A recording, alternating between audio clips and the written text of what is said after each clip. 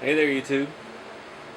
So, if you're following along here on my channel, you saw that we finished the Tamiya R470 kit, and my short little driving clip I did in the house. Well, I don't know if you saw it or not. It crashed. And the reason why is the way the controller's set up. Now, this is SkySport. This is a Futaba plane or helicopter controller. It's very basic. These are used for the 1/14 scale trucks because of the shifting. You can pull it over and be in first gear, forward reverse, second gear, forward reverse, third gear, forward reverse. But the problem with it, see this one is springy in every direction. This one, it's only springy side to side. Top or bottom, it stays.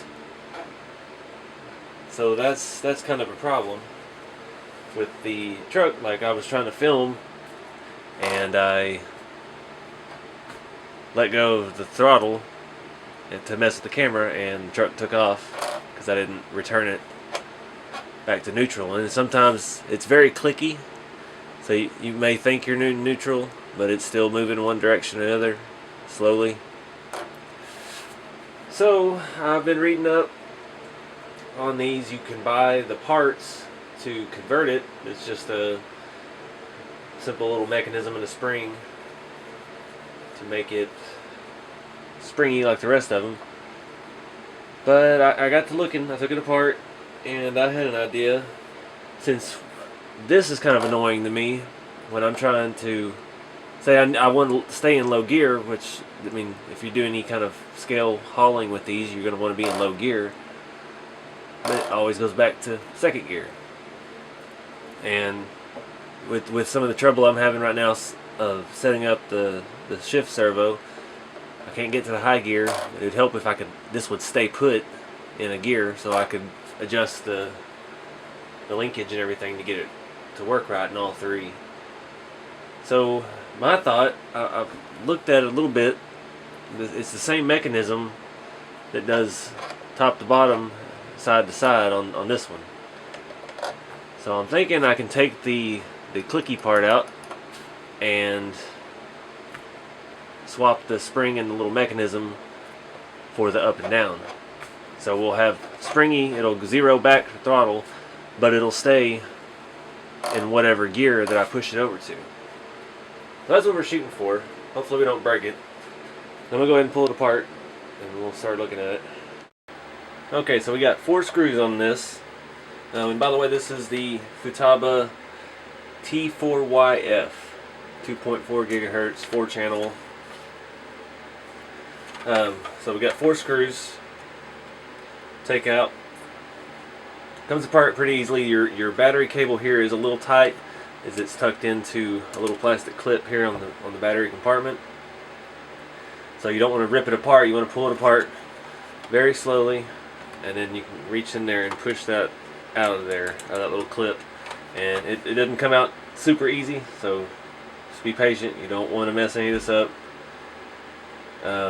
It's a lot of stuff I can't fix, so try this on your own. Hopefully I can make it clear where you can figure it out, but in no way am I recommending this or void your warranty, yada yada yada. You know the drill, the internet drill. So let's see if we can get a closer look for you.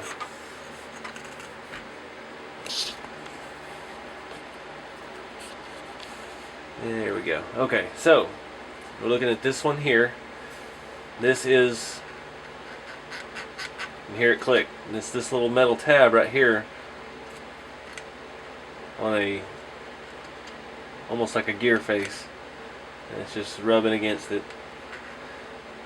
And as you turn side to side, in my hand, you can see there's a spring right here. That's something to point at this with. There's a spring right down there. And it extends, and it extends the same. So what we're looking at here is this mechanism right here There's a pin that it sets on. There's a pin on this side also. So these are universal. They just have different attachments. You look at the other side here, it has the little textured section to make it like that. So what I'm thinking, I'm just going to swap this to this side and take this off. So we got to take 3 screws out of the front to remove the entire gimbal assembly. And then we'll see how hard it's going to be to get that little guy out of there. Alright, so I got the gimbal out. This plate here in the back sets up like this, and it's not really attached. It just kind of sits down into some plastic bits. Not locked in. So that'll be flopping around on you. You want to kind of try not to let that move much. You could unplug the gimbal from here. I gave it a mild tug and it didn't come free. I'm not going to force it because I've had bad experiences with things on circuit boards coming loose. So I'm just going to keep it all here nice and tight and try to do what we need to do with it together. So got disoriented here to get it out. This is our top. This is what's on the bottom. So we need that thing out of here. That's our what do you call it? Fine tune.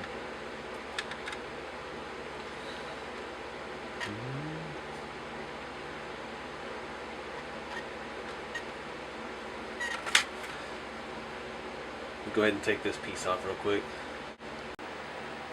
Okay, so we got the little clicky tab out, and what it looks like, the spring comes off and then the entire arm lifts up and you can slide it right off the shaft, and then we should be able to just flop it to this side, slide it on the shaft, put it down, and reinstall our spring. I can't guarantee you're going to be able to see this because this is tiny, and I'm going to have to be all up in it with every kind of tool I can find. I'll try to do the best I can so you can see what's going on, but this seems like it's really straightforward, so something's bound to go wrong. Alright. Oh, look at that.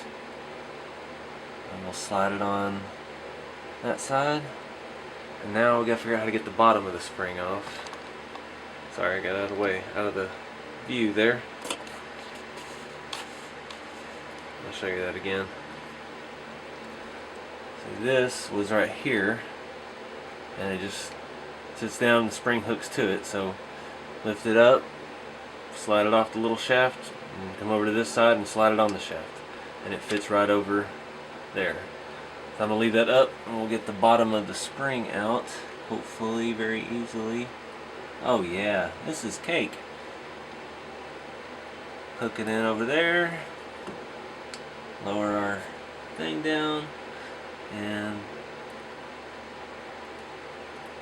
nope, stretch the spring up, back on top. So our side to side, our shifting is dead. Not dead, but it, with our shift gate back on, which I had to take that off, sorry, I forgot to tell you, it'll be able to stay, hopefully, in a gear. And now our throttle is springy, so it'll always return to 0, and that was a piece of cake. So I'm going to go ahead and start putting this back together, and then we'll test it out. Okay, so I got it all back together. I did bend my shift gate a little bit. This is an aluminum one I picked up on eBay a long time ago, and it just tapes down to the front. Well, you have to remove that to remove the gimbal, because the front part here that's black is actually part of the gimbal itself. So let me zoom in a little bit. You can see it's over in low gear and just sets there. I can move it to middle, I can move it to high gear. So now our throttle goes back to 0. So no more running away truck when I'm trying to move the camera. Middle gear, reverse, High gear is a little, well, going pretty good. All the way down to low. And it stays in place. Now, you start moving this around, it just flops. That is the only downside I can see. But if I'm walking around with this, most likely I'm going to have my hand near it. And if I even wanted to go as far, I could put something on here with a rubber band to hold it, because for most of what I see using this for, it's going to be in low gear. It's neat that it'll shift, but I can't see driving that thing in top speed, because that is, ooh, there we go. That's way too fast. That's still too fast for me. I'm gonna have to gear all these things down a little bit. But yeah, I was looking. I can still buy another one of those little arms and a spring. I haven't looked them up yet, but I probably will go ahead and order one, just so that I guess, I don't know. I don't really want that to go centered. I'd rather it go all the way to the left all the time. And then if I want to go to a middle or high gear, I can move it. So I might have to figure out something. Maybe we can come up with our own little arm to put in there that keeps it to the left as opposed to centered. But I don't know. Right now, it's doing what I wanted it to do, and it didn't cost a dime. We didn't break anything. We've got two little extra parts up under there, a little metal tab and one screw to hold it in place. I'll hang on to those because I don't like throwing stuff away. You never know, we might have a plane one day and want to put it back.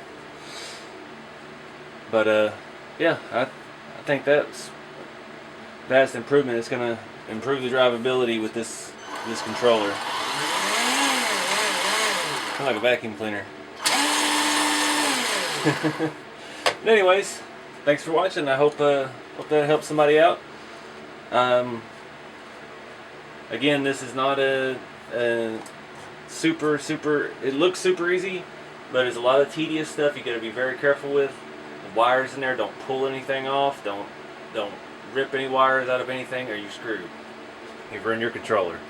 It's all delicate. It's like building a computer. You've got to be very careful with stressing those tiny little cables, stretching them and bending them. You just get in and get out. It's like robbing a bank. You don't want to be in there very long, and things are going to go bad. Not that I've ever robbed a bank, but just saying. But and I don't even know if these have any warranty. I'm sure that voids it. Someone in the comments in an earlier video did say, that's what made me start thinking about this. They did say you can contact Futaba and they will send you the pieces needed to convert that. But might try that. I don't know. I might just try to find them online and buy them. It can't be very expensive. It's a little plastic arm and a tiny spring. Couldn't be more than a few dollars. So it is what it is. Works well. Hope it helps somebody. As always, thanks for watching. Stay tuned for more driving videos. Now we won't have a accident.